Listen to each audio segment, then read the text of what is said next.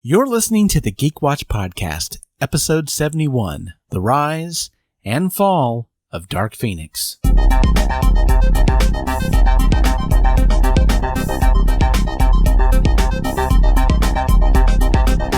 is the Geek Watch Podcast with Brian Hatcher and Mandy Petrie.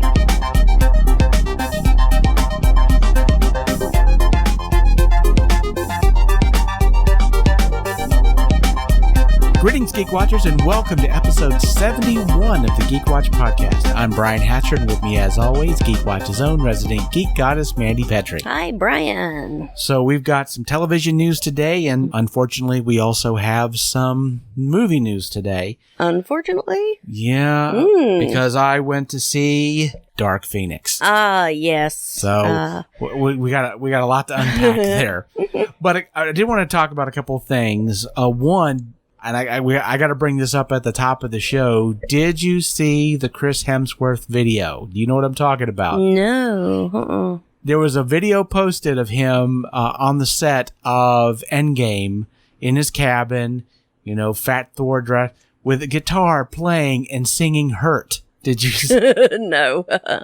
No, what I found... The Nine Inch Nails, Johnny Cash? Yes. Yeah, okay. Now, a lot of people said, oh, he did a cover of Johnny Cash, which I found a little bit funny. It's like, well, no, he did a cover of Nine Inch Nails. Unless he was trying to do it in the manner of Johnny Cash doing Nine Inch Nails. Yeah, but it was hilarious. It's still out online if you've not seen it. Check it out, certainly. But I was just dying. Now, does he play the guitar, or is he? Yes, wow. He was actually. He's Chris Hemsworth. He does everything. Seriously. He's the Hugh Jackman. I just, I want to see him tap dance now. So there you go. But it caught me off guard. I wasn't expecting it, and I saw it and was watching it, and it was just hilarious. Certainly, something that isn't funny, and what you brought up, because I didn't know this. Apparently, GameStop's going away. Yes. GameStop is swallowing up Think Geek. It's kind of like they're going away, but they're not exactly. They're just being absorbed. From what I can tell from the website, after you mentioned it to me, I looked it up, and apparently there's going to be a Think Geek section of the GameStop. Which I think is really cool. Yeah. Although very dangerous for me, because to be honest, the impulse buys, if I walk in there, my impulse buys, because, I'll be on Think Geek and fill up my cart and think, do I really need these Han Solo ice cube trays? And, then I'll delete them. But if I go into GameStop and there's Han Solo ice cube trays, it's very likely I'm going to get them. Well, I'll tell you what, now, because they are going to be part of GameStop, I guess the website's going to go away in July. But as of right now, I think everything at the site's supposed to be 50% off. Man, so, yeah. Payday is not until next week. Yeah. Well, obviously you're still going to have some time, so because apparently it won't be going away until, I guess, the first part of July. So definitely still be a good idea for me to stay off there, because again, do I really need 20-sided fuzzy dice to hang from my mirror? Probably not, but, if they're like, $3 on there, I'm going to get them. So I need to stay away from that. Yeah. Well, I tell you what I'm definitely going to miss about Think Geek is, of course, one thing we've talked about it on the podcast every year. Of course, the April 1st products they would always come out with. And so loved them. On occasion, they would actually become real products. So yes, but not being able to see that again is going to be sad. Of course, I've been a customer of GameStop and since they started in the late 90s, and back when it was a magazine. Yeah, there you go. But of course, it's going to be a shame for it to go away, certainly, and I'm definitely going to miss that. I don't know, like I said, how big a part of GameStop it's going to be, but I guess we'll find out.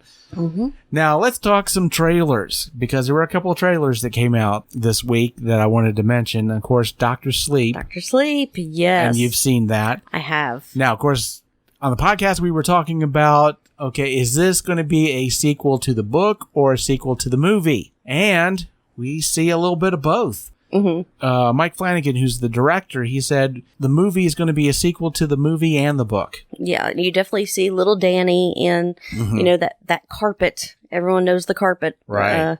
on his big wheel. So see little Danny there. Now you do see a lot of scenes from The Shining. Now, when I say you see a lot of scenes, you see a lot of things that you'll recognize. But here's the thing. The elevator and the blood coming out of the elevator, of course, that's the iconic thing that you remember. That is the only scene that's from the original film.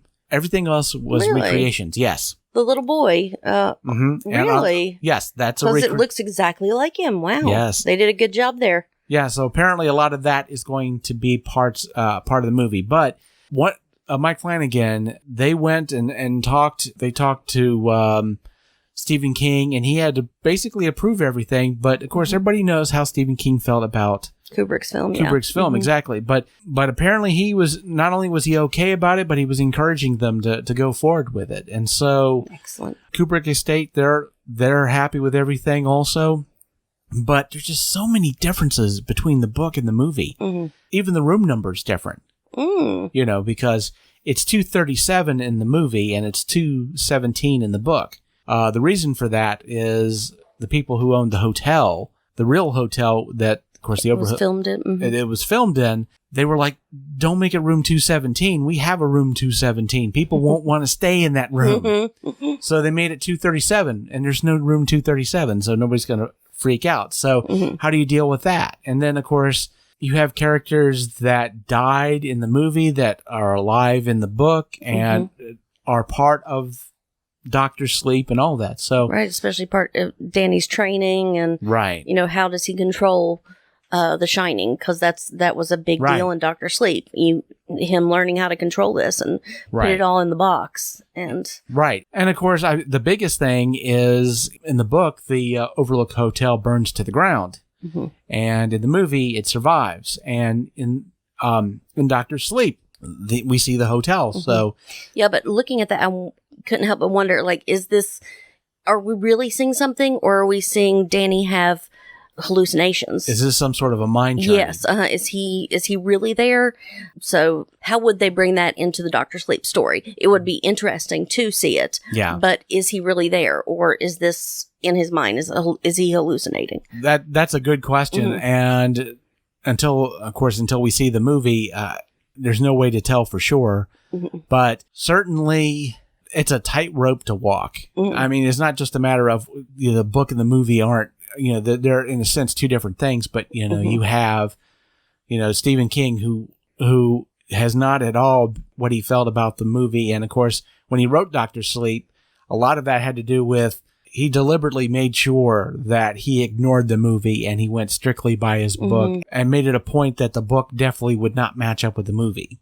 So, but everything I've seen that I recognize from Dr. Sleep, the chalk on the wall and the chalkboard and the steam hunters, that really matched what was in my head the entire time that I was reading it. The steam stealers, and that looked spot on to what I thought. So so far I'm looking pleased. Yeah, I have a feeling that what Mike Flanagan wanted to do in this movie is, whether you're coming from the book side of it or you're coming from the movie side of it, you're going to feel feel satisfied. That it's going to be a sequel to both in a real sense. And so I can't wait to see it. I'm definitely looking forward to it.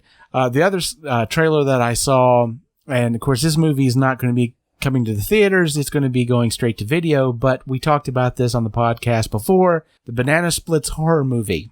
Oh. They finally released a trailer for it. And so looking at the trailer, I kind of get the feeling this is the Banana Split / Five Nights at Freddy's.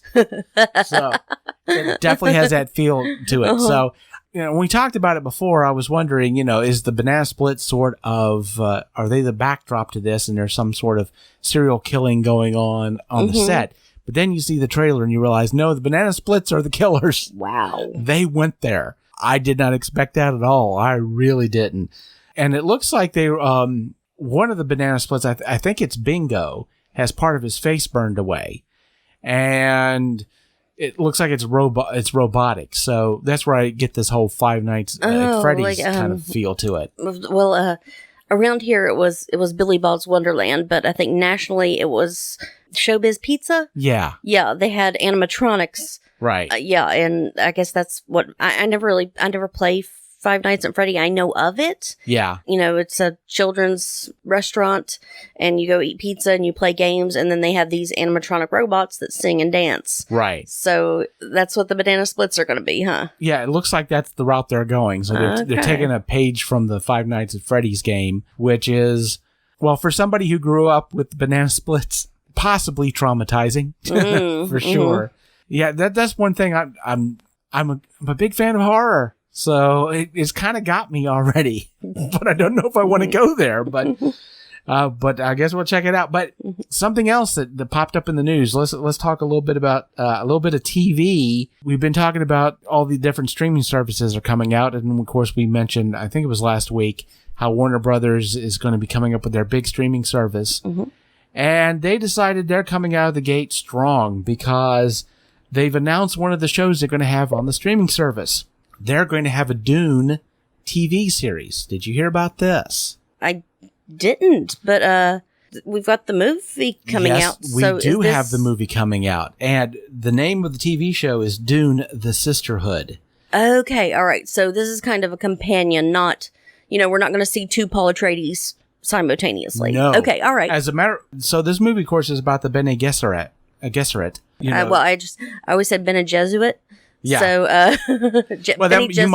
your pronunciation might be better than mine. I don't know. That's I don't remember how it was pronounced in the movie. That's what I saw in my head when I read the. I listened to it, and they said Bene Gesserit, and I do know in the movie they call her Alia, but in the audiobook they call her Leah.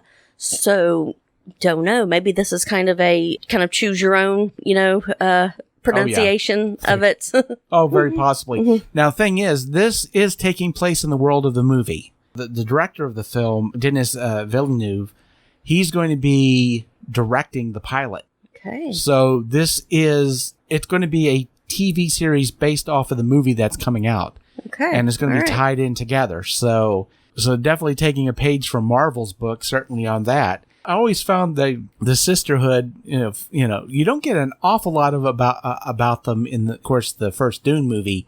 You get more about them in the book, but really to have a TV show based in their world and to see a lot more of them.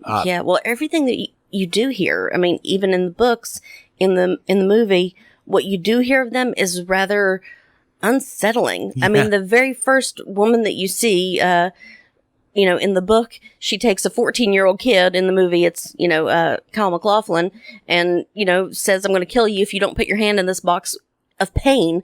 And they are frightening women, and they've been controlling genetic bloodlines.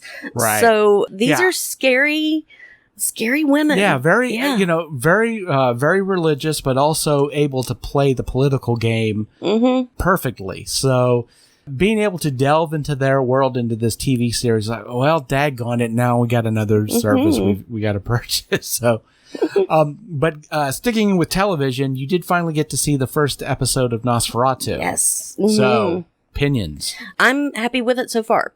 I think what they've done with it to adapt to television makes a lot of sense. Keeping her in high school, saying that's when she discovered her powers, it kind of...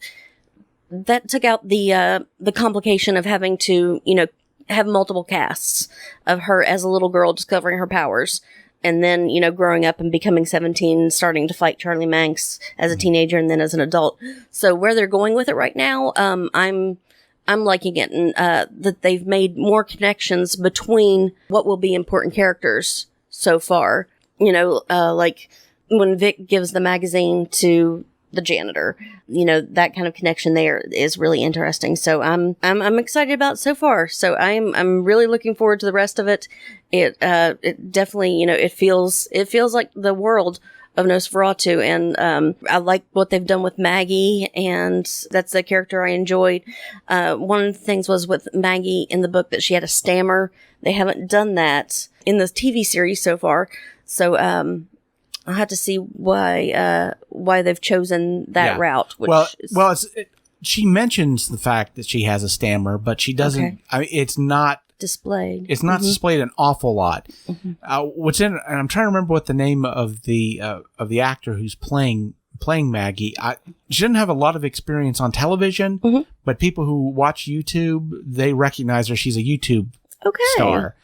And which was an interesting casting choice. Yeah. Although the video she's known for is she's joking about contouring, and she's doing a makeup contour, and how if people knew how women could change the shape of their face using contour, they'd burn them as witches, etc. So, very comedic, funny piece. But when I saw her, I was like, I know her from somewhere, but I couldn't figure it out. But then I remembered the video, and I'm like, okay, that. But it was, like I said, it was a very interesting casting choice. One thing certainly about Vic, because the fact that they don't start her out as a kid, and you haven't seen the second episode yet, and I don't want to go into a whole lot of detail about it, but because she's rather new to her powers, that gives her the ability as a character to, and you see this in the second episode, to when she gets an idea about what her, she may have a duty to do with this, she's holding off on it, that what I guess you could say in the hero's journey, the rejection of the call is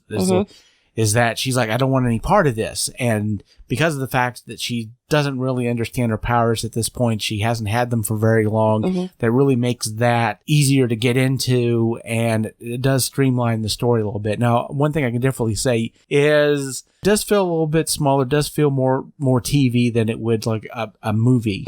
I think with the budget, you're going to see that, but it seems a very intimate story, which I'm enjoying the heck out of. Like I said, I don't feel like I need it to be a big sweeping epic. It's telling an intimate story, which I'm really enjoying. And of course, we've got 4 more. I think it's a 6-episode miniseries. So we've got 4 more to go. And definitely once it's gone all the way through, we'll have to do a review of it for sure. Well, let's talk a little bit. Let's talk some movie. Because last weekend I saw Dark Phoenix, which I don't think you've had a chance to see. The news is basically saying that this movie is probably going to lose about $100 million. Wow. So let's talk a little bit about the things circulating around this movie, because, I mean, of course, everybody's saying this is the biggest bomb in the X-Men franchise and probably one of the biggest movie failures in recent history. This movie never had a chance. Let's just be honest. It's starting to sound like it. Yeah. There was so many things going against this film from the get-go. The one main thing, of course, is that it's based off of the Phoenix Saga / Dark Phoenix Saga in the comic books, which I want to say it took like 4 years worth of comics. Wow. To tell that entire story. So you're not going to get that in one movie. I mean, Phoenix as a character, Jean Grey, was only in 2 movies, and she really wasn't that much in the first movie, although she became the impetus of beating the villain in Apocalypse. She defeated Apocalypse. But, of course, in the movie after that, it's, in a sense, they almost ignore that continuity. They mess up their own continuity, because apparently she had that power, and then she didn't have the power, and then she got it back. So the continuity is a little bit screwy in this movie. But, yeah, I mean, you don't have a lot of time with Jean Grey to care about her before they throw her into this mess. She's really in half the movie of Apocalypse, and then, of course, she becomes the lead in this film. So, yeah, I mean, you're not going to boil down 4 years worth of comics and that continuity into really a movie and a half. That's being really pretty generous. And then on top of that, of course, you're basically doing a soft reboot of X3, which was the least liked of those movies. And so we're not counting. Origins. Wolverine. Well, I mean, when you say X, X2, and X3, the original trilogy, the original trilogy, and yes, that was 19 years ago. God, I just said that. It was actually 19 years ago. I'm an old geek. But people still remember that movie, even though, yes, it was 19 years ago, and people weren't happy with it. And so you're kind of getting a second serving of it. And the person who wrote, of course, you had the writer of X3 basically writing and directing Dark Phoenix and first-time director. And then the hits keep on coming because they don't want the movie to play after the 2 big Marvel tentpole films. Obviously, you don't want that to happen. But that's what happened. And the reason that happened was because they had a November of last year. They were going to release it then. And allegedly what happened was James Cameron, who did Alita Battle Angel, who produced Alita Battle Angel, didn't want that movie playing in December because he didn't want to have to play opposite of Aquaman and other Christmas films. And so he decided that, no, we should do this in November. And because he's James Cameron, allegedly what happened was he went to Warner Brothers and said, I want the spot in November. And they gave it to him. And so Dark Phoenix got kicked to June, so they had shot it as a film to play before Christmas. It wasn't a big summer blockbuster. So it was too big to be small, too small to be big. And so they put it in absolutely the worst place you could put this kind of a movie.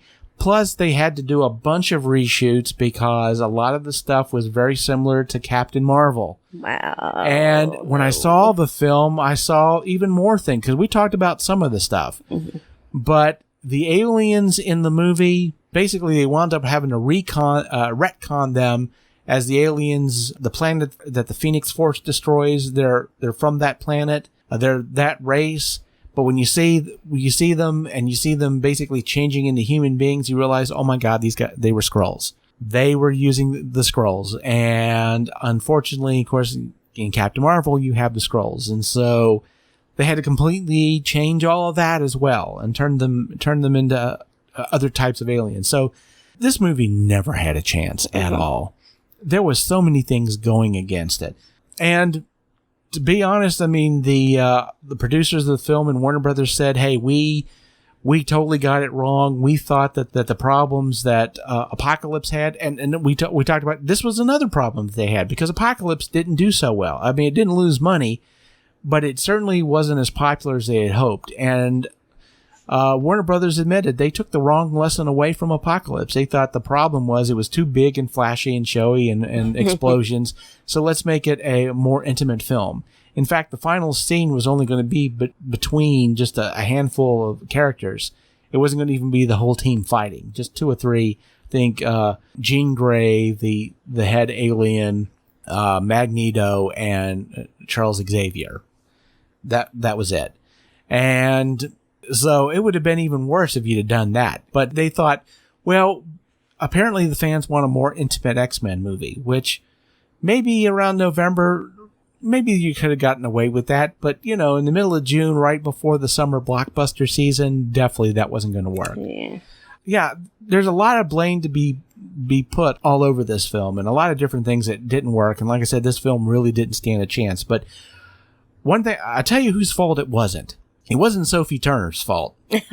And being the lead of the film, I don't know how much grief she's gotten. I don't know how much grief she's planning on getting, but none of it is earned at all. I'm telling you right now, she worked her tail off in this film with every single possible detriment that was piled onto this film. I thought her performance was great. The hand that she was dealt, the terrible bad hand she was dealt, I think she did better than a lot of people would have done in that situation. And I mean, you had Jennifer Lawrence, which again, people are saying, oh, she basically phoned in her performance. And I don't know if that's exactly fair. It certainly wasn't the type of performance we're used to from her. But then again, she got the she got the Cyclops send off in this movie. Mm-hmm. They killed her off just like they killed off Cyclops in X3. Mm-hmm. Right at the beginning, and with barely any fanfare in the whole thing. So yeah, it was pretty crappy. But yeah, the thing is, it's like, I know that because she's the lead in this movie, that I can see people wanting to pile up on her, and I think none of it's deserved whatsoever. I think she was one of the shining lights in this movie. To my mind. But there were a couple of interesting things that popped up about the film that I wanted to bring up. One of them, and this is a bit of a conspiracy theory, but I personally think this was just a coincidence. I'm willing to amuse myself to believe it was completely deliberate. But if you remember in Deadpool 2, the scene where Deadpool is in the X Mansion and he's complaining about how none of the other X-Men ever seem to be around. Right. And then you see the door opens and it's the X-Men and they're like, oh crap, and they close the door. Someone pointed out that the two people that die in Dark Phoenix are not part of the scene. Everybody else is there. Did they spoil the deaths in Dark Phoenix? And the thing about it is the shirt that Quicksilver is wearing, it's a Nirvana shirt that came out in 1992, the time when Dark Phoenix was out. So everybody's like, oh, dude, Deadpool 2 spoiled the movie. I don't know if it was deliberate because, I mean, let's face it, Sophie Turner, was in deep demand at that point. Of course, she's busy doing Game of Thrones, and of course, Jennifer Lawrence. They may not have been available, and they were able to get everybody else together to do this, but they weren't available. But yeah, so like I said, probably a coincidence, maybe. But I'm not totally unwilling to put on my tinfoil hat. Something else that I saw about the movie, and then I'll give you my review. But one thing that I saw an article on Sci-Fi Wire talking about Dark Phoenix, and they said you didn't really need the Dark Phoenix movie because it's already been done to perfection. In the 90s cartoon, or? In Buffy the Vampire Slayer. Okay. Yes. In the comic book, or? No, in the show. Okay. Do you remember Willow when she went Dark Witch? Oh, yeah, when she was addicted to magic, and yes. Yeah. So they said it's basically the plot of Dark Phoenix. She was the character that everybody thought was, she was nice and sweet until the side character that was kind of the weakest person in the whole group, and then she became powerful, and then power corrupted her, and wound up having to fight her friends. And I hadn't thought of that, and I'm like, holy crap, yeah, that's it. That's it. When they killed the love of her life, and then she went off, exactly. And so, yes, it's sort of the Dark Phoenix story. And because of the fact that the story was told over several seasons, you had the time to kind of build all that up where you had a movie and a half to do it, for Dark Phoenix. And so I had to say, yeah, I can see where that totally makes sense. And so what did I think of Dark Phoenix? It wasn't as bad as everybody said it was. I'll just say that. It's a great review. Not as bad as they're saying. No. A lot of people have mad trashed this film. I don't think it was.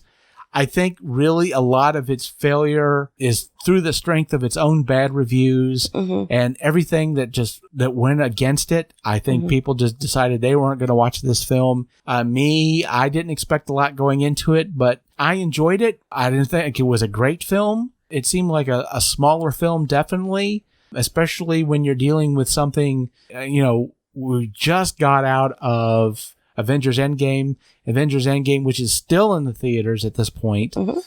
And you had this huge, massive, epic film. And then you had this really intimate, small film about cosmic power, which I don't think that works. So tell me, in this year's disappointing comic book movies, would you say Dark Phoenix or Hellboy? Who wins? I'd have to say Hellboy's going to win that one. Because, like I said, Dark Phoenix was a better movie than reviews will have you say.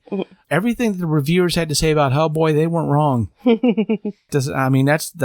I'm sorry, David Harbour, I thought was a great Hellboy, but that movie had problems, huge problems. But yeah, it's certainly, Dark Phoenix was not nearly as bad as Hellboy was. And like I said, I will say, it felt like a comic book movie in the 90s. And I say that in the worst way because we've moved on from that. It felt like, like the first X-Men movie, before things really popped off with superhero movies and they became bigger and more, they became more cosmic and they had far-reaching. And you had Jennifer Garner described it when they did Daredevil and Elektra, she said no one knew how to do a comic book movie. It was like throwing spaghetti at a wall. Yeah. Well, it looks like they went back to eat the spaghetti in this movie. That's basically what happened. It felt like certainly a smaller film, and we've seen bigger and we've seen better.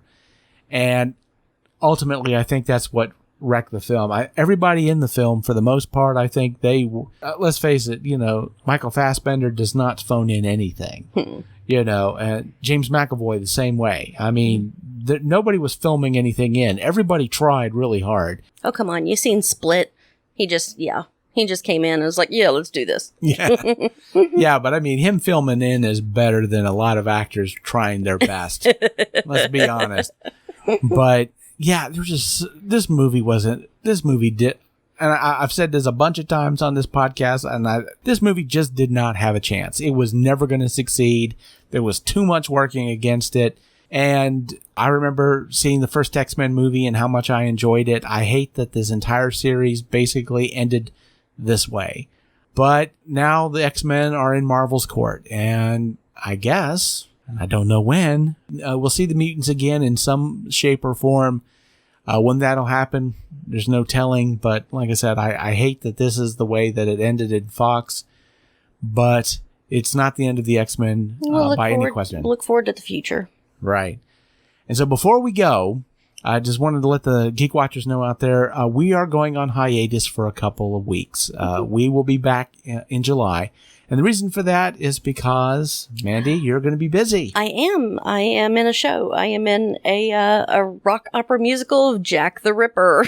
Right. Yes. And this is a production. It's a local production. Mm-hmm. Dan Katie and Mark Scarpelli. Right. Mm-hmm. And they've put this on a few times, and you've been in a couple of times, I believe, already. Yep.